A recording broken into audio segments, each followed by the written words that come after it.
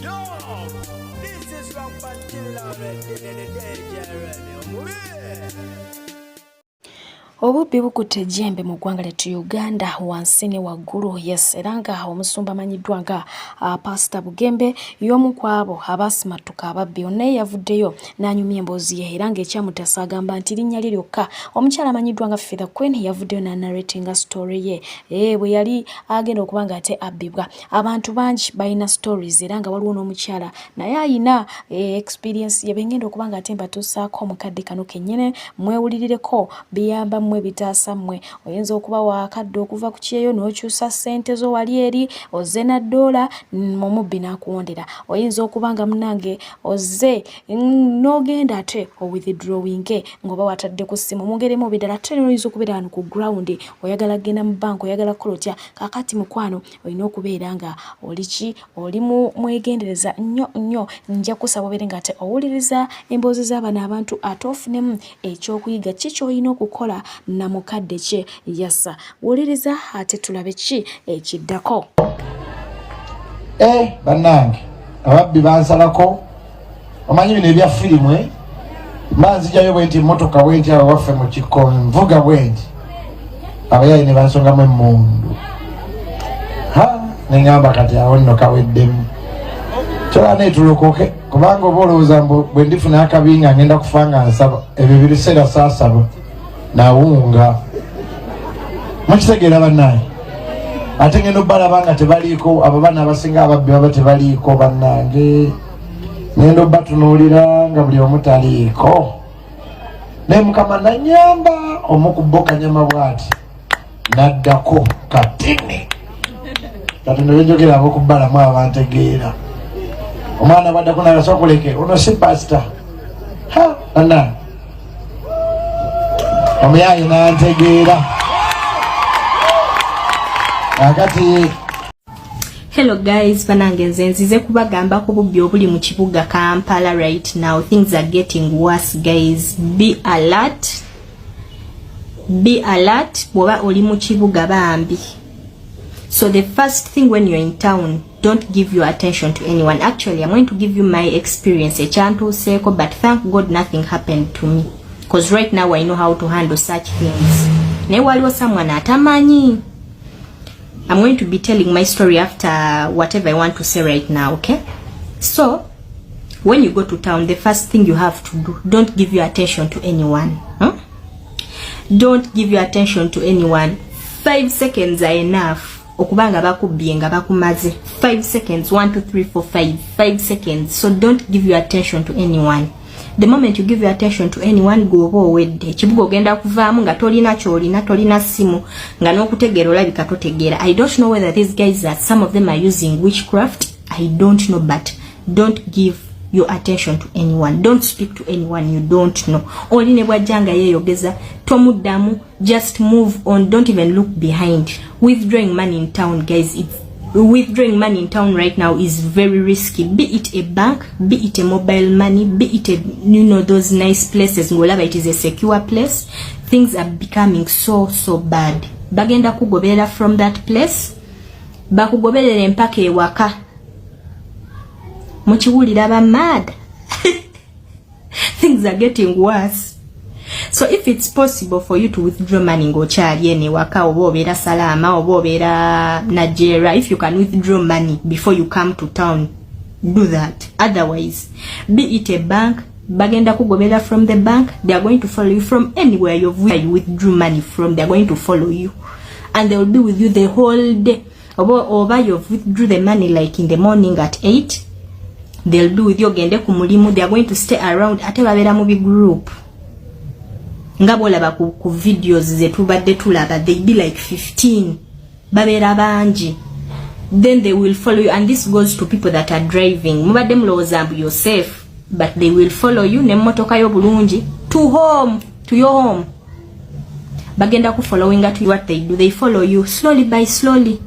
Ovuga emmotoka nga bakuvaako emabega mpola mpola. They don't move with you like closely, bakugoberera mpola mpola. Now when you reach your gate, that is where the drama comes. Nga you've packed very well. Olaba bulabi bantu from all sides, about 20 or 15. So banange, anything that can attract thieves ngoli mu town, avoid it. If it's possible for you to withdraw money ngatona genda mu town, I think it's the best thing to do. The other thing is don't move around with a lot of money. When I know lina sente oliawo ozigula kiri bakulaba simanyi olabye kali oguze, that even that will attract them to follow you around. The next thing is you people. And what is funny is, for us abakazi tebali tukuba like ebyemigera, abakazi tebali bakuba. What they do, they approach you. So that is the story I'm going to give you guys. They approach you, they talk to you. That is what I was talking about. Don't give your attention to anyone. Toyogera na muntu yana. If someone comes yogera, like shout and be like sikumanyi, don't talk to me, I don't speak to people I don't know, like embarrass them. They will just move away. But the moment the moment you listen, go forward. So guys, withdrawing money in town, simanyi tugenda kola. Moving around with a lot of money, speaking to people you don't know. When you go to town, go do what you're supposed to do and leave town. So guys, let me give you my experience. Recently ngenda mu town. Our old park mulaba Mega Standard Well. Omega Standard Well main entrance opposite park. Then no yambukira ddala ngoli ku side ya Mega, no yambukira ddala no malayo that whole that car hill. Should I call it a hill? I don't even know. No yambuka una no malayo. Then awongo wese waliwo a new pharmacy. I know you people know it. Pharmacy. That pharmacy is new. 10 out of 10. I doubt whether it has a wezeza like 3 months. It's about I think 2 months. I don't know. So nabadde ndi awo ku pharmacy. Natuka bulungi. Then I told the woman what I wanted. In less than a minute. Nali nyimidde nga nakatuka went in less than a minute. A man came. Nga muwanvu, I think he's in his mid or late 30s. Nga he's very smart. Nga board, it wasn't a border, these bikes like a ringa bike. Yeah, it wasn't a border, zineza business. It was a bike like nga it looks like it is a personal bike, okay? So ndiao, I'm waiting for my medicine bag. They are giving me my medicine. Then I just hear someone in my ears coming from nowhere. Simanyanga hambo, simanyanga nyabo, simanyanga sirina mafuta, simanyanga bichi. And I'm looking at the guy, I'm like, tolina mafuta. The guy looks smart. Akute this helmet, ngakute helmet. Simanyanga njagala simango ndagire, sima bichi. I was like, sikumani. I shouted, guys, I shouted. Everyone in the pharmacy was like, the guy got embarrassed. He moved. Yatambuliddewo. Because I know the moment you give them attention. And after that, we yatambudde nakwata nagenda ku bike ye navuga navao immediately. These women in the pharmacy ne bamboza ne bangamba, we thought you're together. I was like, you guys, I just entered this place just right now. It is less than a minute. Did you see me entering with anyone? So guys, be very alert. Bintu yakyusemu. People that drive namwe bali baba bakugoberera, they can be around you for the whole day if they want something from you. Ngabala bobo withdrawing the sente atenga bakugoberede balaba tolina kyozikozeemu nga they know that you're going back with that money at home. So guys, be very careful. I don't know what you are going to do. Kubanga ne mu bank bakugoberera. You go withdraw money from the bank, ne bakugoberera. Mobile money, those ones are worse. So bakyala n'abaami, I don't know. Oba tufune pepper spray, oba tukolechi, I don't know naye bambi. Kati byakwefaako. Anyway, bye. Mugamba mutya fifita kwenye nkyala nsubuga wano. Obadde okimanyi nti nno abantu ababba, abantu abafubutuka mu banka batemezebwako bakozi ba banka. Kino out of experience emirundi ebiri. Mulundi ogwasooka nali mu kibuga wakati. Ngenda nzigyayo ssente, ngenda kugula tiketi z'abantu bagenda tambula. Ngenda kuteera nga mpa ssente nga ziwerako. Teera bampa ssente nga ziwerako. nga nfuluma nga sinaba kufuluma nina omuntu gwe natambula naye nga yalina okutuusa ssente zino ku ofiisi weziraga ndowooza tera kyataategeera.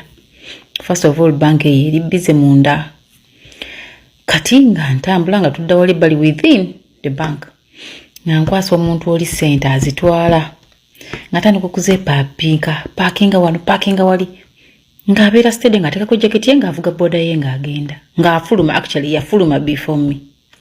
Kati nze nali munda nga nsigaddemu ne brother wange cause abamanyi bekimanyi ntambula nnyo naye nga tufuluma nkute envelope oli mwe yampeeredde ssente so twamala okugyamu ssente zonna biki ne mbaako bye natuuzaamu ate nabituuzaamu nga sikigenderedde the documents kati mu kuzituuzaamu saakituuzaamu nga nkigenderedde nti oba nina ka trick kenzannya nze nga nfuluma bulungi ne brother wange wetugende wetwali tupaakinze ankwata ku mukono kuba simanyi kusala luguudo ate temunjerega ntya nnyo emmotoka so nga nkwata ku mukono tusale nze sikwata baaga ndwawo I'm not that ndimu bintu byange byabalenzirenzi nga nkwata envelope ansaze ekkubo tugende wetwapaakinze emmotoka abasajja ne bajja ku piki ne basika envelope kati bamala ogisika envelope bannaabo abalala bajjira ku bigere mani mkweka nga babituta ebintu biri bathanga ngamba tusoke tuve mu bantu wano nkusaze nkujje mu bantu kubanga kati wani kidda kwagenda sika amasimu biki nga amasimu ye yagayina agepakinze ngomanya abana abalinzi bambala ne beepakingako nkwata ku mukono tugenda kati basajja bana ababbi bannaabwe batugoberera banayenga mulabi brother wange nankuba akamana ngamba abo babbi so beera steady nze nkutuusa ku motoka tuyingire ebisigadde njabbiraba omusajja omu kyava neekaliza munangamba kiki bakututteko ssente mmeka brother wange kyava mugamba gwotegeddwa nti batutte ssente nti definitely kiri mufuluma mu banka omuntu afuluma mu banka ate envelope ziba ssente brother wange namugamba batubyeko miliyoni 7 naye kyenjagala ono kusooka mutuuza waalaga alema ate ye kunzirikako kati omusajja ono bwe yategeera nti miliyoni ziri 7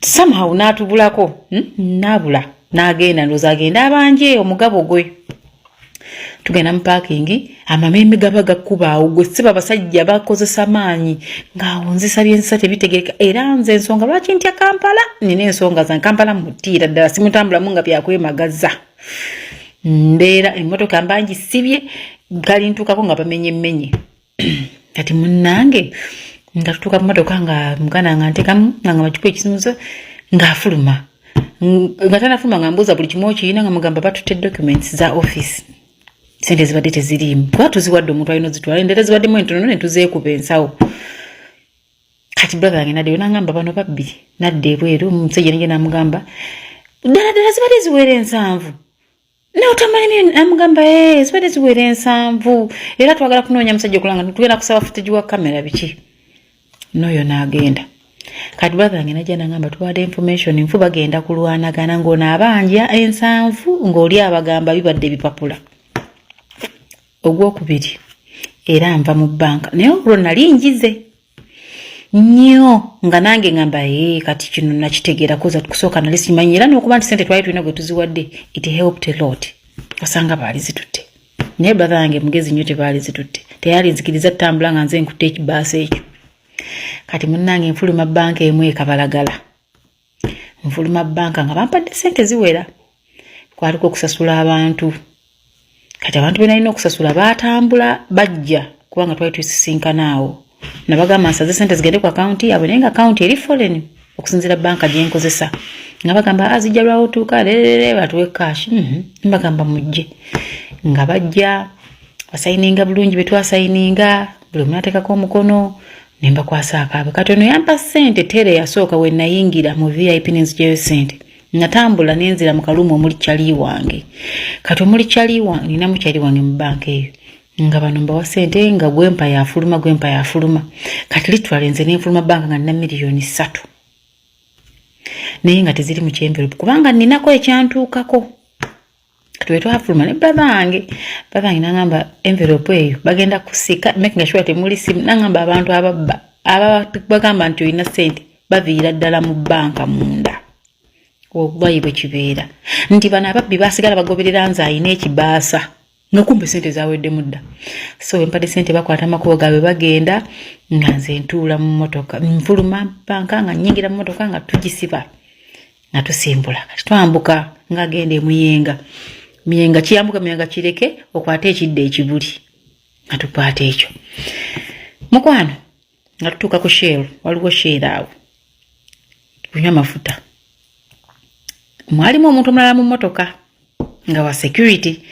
nagamba naye boda zino zitutambuliddeko nnyo twegendereze brother nagamba babbi kati atuwadde sente mu banka abagambye nti tulina sente bagenda tugoberera oba bamenya mmotoka oba kiki balina okubako kye bakola mpaka nga bakakasizza kati mbagamba brother wange ne envelope temulina kirimu tugikwate dade jaya kulowesa kutegula bali bempadde sente batambule ebyabwe n'ababbi bagoberere ffe tugisuula awo mu kasasiro wa petrol station kati yalimu wa security naga mujimpe nze mbanjisula bwango yinza okufuluma omusajja n'akutomeza boda awo nze nga wendi neesibye wane sweet belt nywedde nga nze Kampala njitya ate kati bino bakuba abantu neeyongedde ati munnange nga tusuula ekibaasa mu kasasiro wa petrol station naye bwe twakima ku petrol station boda emu yakyama naffe ku mafuta era gaali n'ayingira kono kwalise ka supermarket boda eyokubiri yasigala ku kiyingira ku mafuta boda eyokusatu neeyimirira ku kifuluma ku mafuta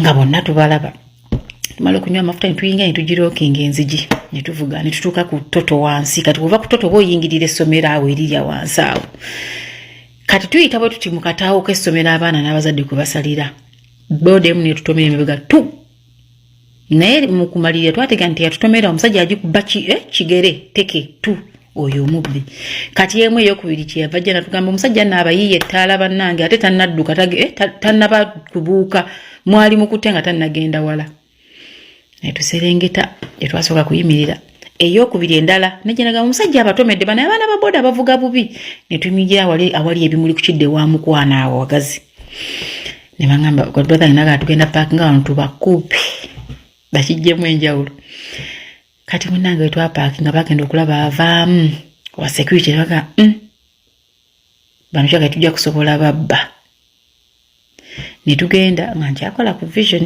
netupakinga nembaga emmotoka njasanga bagisaza obuki obutaala nga bagisaza temugireka wano oba bwesigala temugivaamu okuva ku olwo lwennakakasa nti nengata scenarios bbiri nti omuntu ava mu banka okumubba abakola mu banka ebakubira ababbi era singa banka zimanyi zaaligyeko abakozi baazo amasimu ng'oluyingira bwati mu banka bwe papa nga balina bwe baziteeka baddamu zitunulako ku lanchi bw'amala okulya emmere n'agireka weebeera addamu ogifuna olw'eggulo ng'avaawo ne basigaza masimu gaamu landline ago office aganaaba amangu okutracking okuwuliriza bwe baba nga baga tracking that is bwe baba nga baga tracking waliwo n'okuba nga tebaga tracking otherwise obubbi oba okubba abantu bava mu banka tebugenda kukoma nga banka zikyasasula abakozi baabo obusente obutono ng'abakozi ba banka bakyalina amasimu ng'amanya nti onafulumyawo ne miliyoni 5 n'atagamba muntu kubba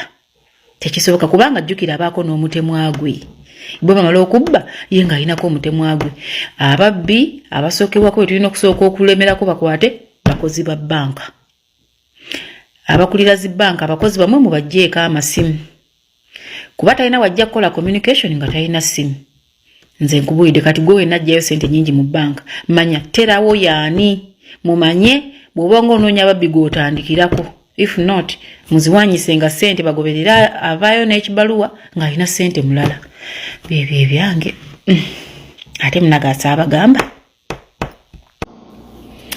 guys mugamba mutya fifitha kwiri mukyala nsubuga wano bane comments zammwe nzirabye ne messages nzirabye abantu bangi bali ba victim so buli wogenda mu bank tambula n'omuntu divide the money tokkiriza kutambula na sente nga tera alabye gwe gwaziwa tokola nga nsobye eyo comments nzirabye abawandise zize kusaaga nazo nzirabye naye nga obubbi bwe buli mu bank kati njagala okulaga abatyawe babba sente ku bureaus ezo ziri mu kibuga mwe tukyusiza sente olunaku lwakya abali mu recruitment musobola okunjulira nti mutu abanga ne season kati twali mu season ya Jordan ngeetuwa sente ya Rabbi ngenda bwe tujjirawo sente tulina kyali waffe ali mu kabyulo business nga tujjawo sente kati nali nzijirawo nnyo sente era njagala okugamba gwe wenna avoid doing transactions in one place or one area no getting comfortable bakubba nga bakubbisa lumanyi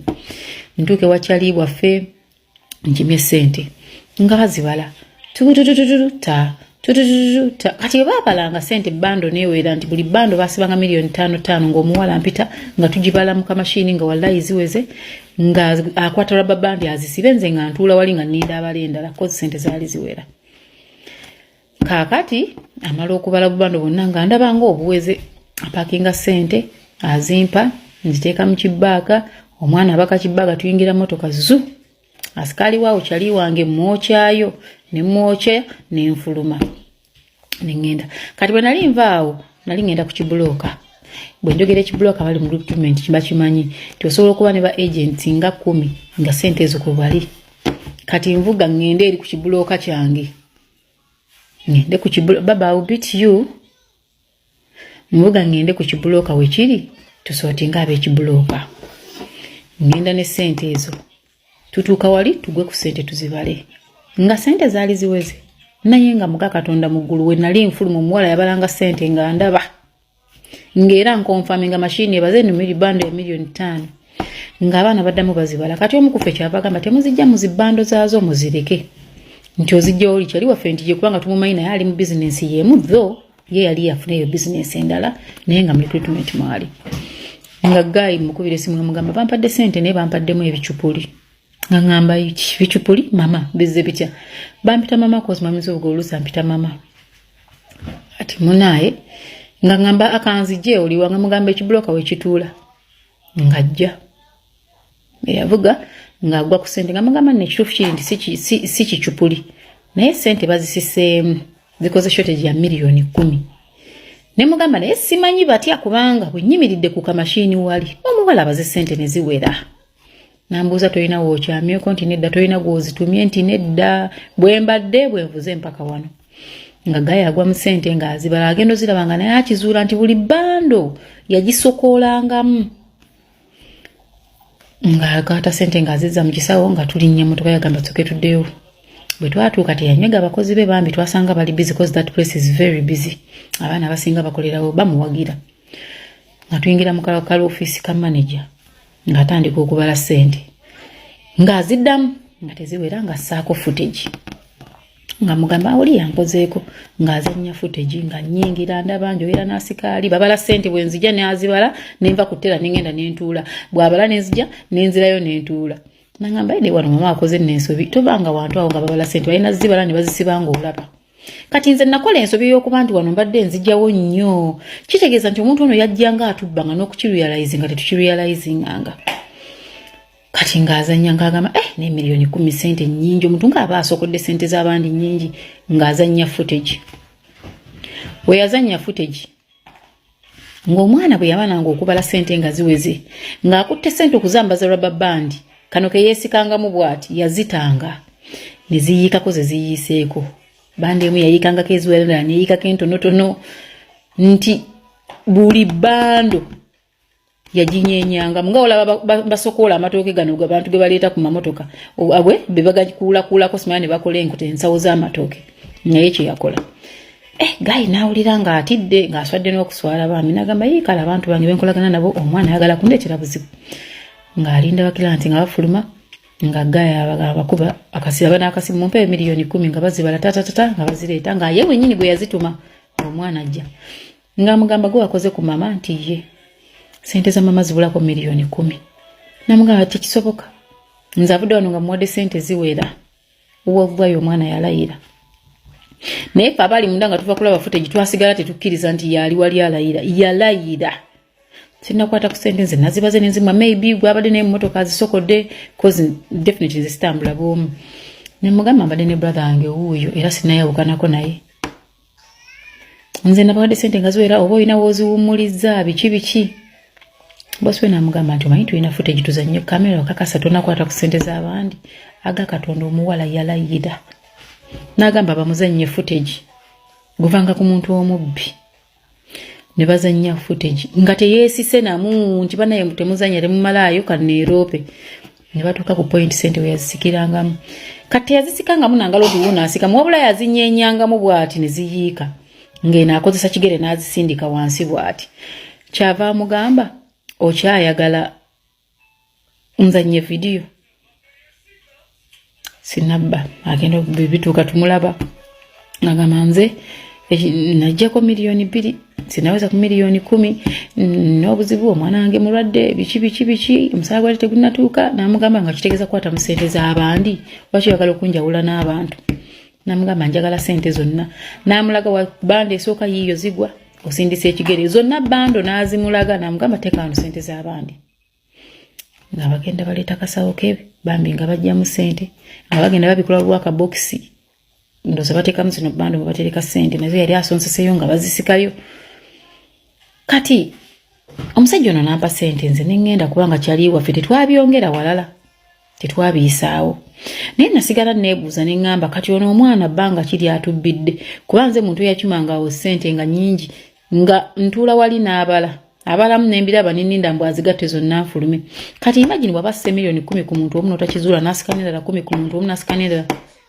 kino kiba kiggwereddewa so engeri gye batubbamu yeeyo tokolanga nnyo transaction mu kifo kimu n'ogetinga comfortable that's a very big mistake tokikolanga leero gikole wano enkya gikole wali kale bakubbireko ewalala ekyokulala tebakusibiranga ssente gy'otalabira bazisubirengawo ku mmeeza ng'olaba mu byulo omwo ate n'ekirala ne byulo ezo ezimu zirina ababbi baazo era ogenda ofuluma nga bakulinze wabweru ne batandika okugoberera waliwo omuntu yawandiisa comment n'agamba mbu banka omuntu atakugulirawo akawunti tasobola kubba sente ku akawunti namulabye nga yakava mu kyalo oba yakafuna smartphone omuntu ng'akola mu banka asobola okubba sente ku akawunti yo kabeere nga yaliwo nga baggula akawunti oba teyaliiwo sente z'abantu eziba ku akawunti zabalowooza baani abaziggyako mizimu oba misambwa bakozi ba banka be baziggyako nze nina anti wange bamubbako sente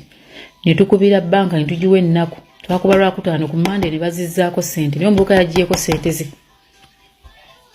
so omuntu yenna nga bakuggyeko sente olina kukalira mu banka eyo olina kwefuula zolo okusobola okufuna sente zo ababbi babbira ddala omuntu omu yampeereza message n'angamba ye baamusalirako ku banka ng'afuluma ne bamutuuza mu motoka ne bamutwala naye okumutuusa gye baamutwala sente yali azitoddeko within the banka ng'asasudde fees naye abasajja mbu baamukuba nga bamugamba ffe batugambye olina miliyoni 6 lwaki oyina 4 ne bamukuba era kye yakola yaddayo olwamala omukuba nagenda ku poliisi ne bagenda bakwata ttera weeyo banka this man was paid ampereza ebintu byonna mu inbox nangamba fifi abatubba baba battera abo bantu ba mu banka munda banka webe ekimanyi nti nno ababbi batuula munda mu banka lwaki temukola lutine mugamba no kati bana abantu batudde nnyo lwaki mutudde nnyo mu banka mugalengawo mugambe ne namba eri munda kemala okugwa tuyingize kale namba endala naye ebyo byonna babeera batufera ababbi bava munda mu banka baba musobola okukwata obuwuzi ne musiba peni zireme kubbibwa lwaki temukuuma sente zaffe lwaki temukuuma n'emimwa gyammwe ne mutatuyitira ababbi ababba abantu bava mu banka oba olina omuntu wakola mu banka oli muganda wa mubbi nja kudda mbanyumize mmwe abakola transaction z'ettaka nga sente muzisasulira ku mataka eyo gye muba mulaze bayenda batugumbula emboozi si yange naye omuntu omu yaginyumiza ne story yazanya gataliiko nfuufu tokolanga nsobi kwetikka mu kitimbi gwa nsimbi n'ogenda ku ground ng'ogenze kusasula genda laba ettaka dda mu banka balekere sente bafaafaagane nazo fefera kweri mukyala nsuubuka naye munagamba saawa gambi mweraba